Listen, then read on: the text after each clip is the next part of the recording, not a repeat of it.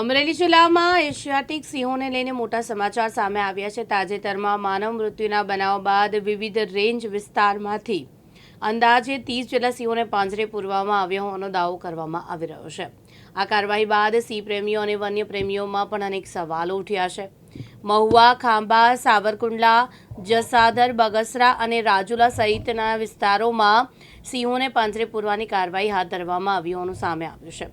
માનવ પર હુમલાના બનાવો બાદ આ કાર્યવાહી કરવામાં આવી હોવાનું ચર્ચા રહ્યું છે। દાવા મુજબ રેન્જમાંથી 3, ખાંભા રેન્જમાંથી ચતુરી ગામમાંથી 12, સાવરકુંડલા વિસ્તારમાંથી 1, જસાદા રેન્જમાંથી 6, બગસરાના ઘટિયાણ વિસ્તારમાંથી 4 તેમજ રાજુલા વિસ્તારમાંથી કોવાયા અને હિંડોળના નજીકથી 6 સિંહોને પાંજરે પૂર્યા છે। આ કાર્યવાહી બાદ સિંહ પ્રેમીઓમાં નારાજગી વ્યક્ત છે।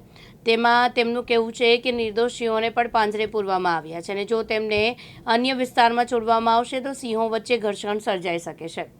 સાથે જ વાઇલ્ડ લાઇફ એક્ટ અને નિયત પ્રક્રિયાનું પાલન થયું છે કે નહીં તે અંગે પણ સવાલો ઉઠાવવામાં આવ્યા છે। બીજી તરફ વન વિભાગ તરફથી આ સમગ્ર કાર્યવાહી અંગે હજુ કોઈ સત્તાવાર સ્પષ્ટતા કરવામાં આવી નથી। સરકાર અને વન વિભાગ સમગ્ર મામલે શું સ્પષ્ટતા કરે છે તેના પર સૌની નજર છે। છેલ્લા થોડા દિવસોમાં સિંહો દ્વારા માનવ હત્યાના અને માનવ હુમલાના કિસ્સાઓ નોંધાણા છે। આ ખૂબ જ દુઃખદ બાબત છે।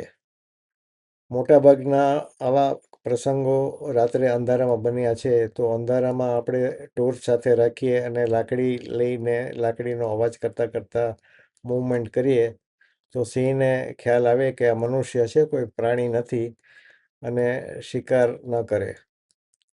બીજી એક ગંભીર બાબત સામે આવી છે કે ઇલીગલ લાયન શો ખૂબ વધી ગયા છે અને જે આ લાયન શોમાં જાય છે અને યોજે છે તે સિંહોને ઘેરી વળે છે ગાડીઓથી અને વાહનોથી। તેથી રાત્રે સિંહનો જે શિકાર કરવાનો સમય છે ત્યારે શિકાર નથી કરી શકતા અને પછી એનો સ્વભાવ બદલાઈ જાય છે અને મનુષ્ય પર હુમલા કરવા માંડે છે।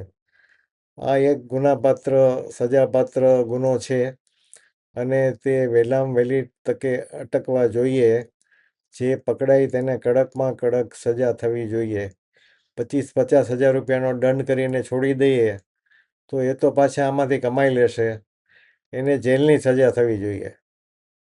બીજી એક ગંભીર બાબત છે, હમણાં જાણવા મળ્યું છે કે સિંહોનું માસ કેપ્ચરિંગ કરવામાં આવી રહ્યું છે।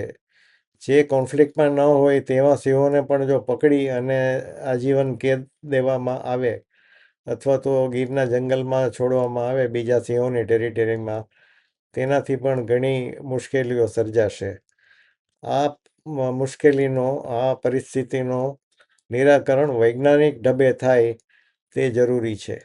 સિંહો દ્વારા જે માનવ મૃત્યુ અમારા વિસ્તારમાં થયા છે એનું ખૂબ જ દુઃખદ છે અને એના પરિવારને પણ અમે સાંત્વના પાઠવીએ છીએ। ત્યારબાદ એ સિંહોને પણ પકડી લેવામાં આવ્યા હતા, સરકાર દ્વારા જાણ પણ કરવામાં આવી। ત્યારબાદ 28 કરતાં વધારે સિંહોને બૃહદગીર વિસ્તારની અંદરથી પકડી લેવામાં આવ્યા છે। તો સરકારને મારે એ જ વિનંતી છે કે 28 સિંહોને તમે ક્યાં આગળ લઈ જશો? જંગલમાં લઈ જશો તો ઘર્ષણ વધશે કે બીજા રાજ્યોમાં મોકલવા છે કે શું છે? કેમ કે રાત્રે અમે જોતા હોય રોડ ઉપર તો વાહનો જતા હોય છે સિંહોને લઈને। તો આ અમારે સિંહ પ્રેમી તરીકે અમારી પણ એક લાગણી છે કે આ સિંહોને આપ ક્યાં લઈ જઈ શકશો। ડીડી વરુ, દિવ્યાંગ ન્યૂઝ, જાફરાબાદ, અમરેલી।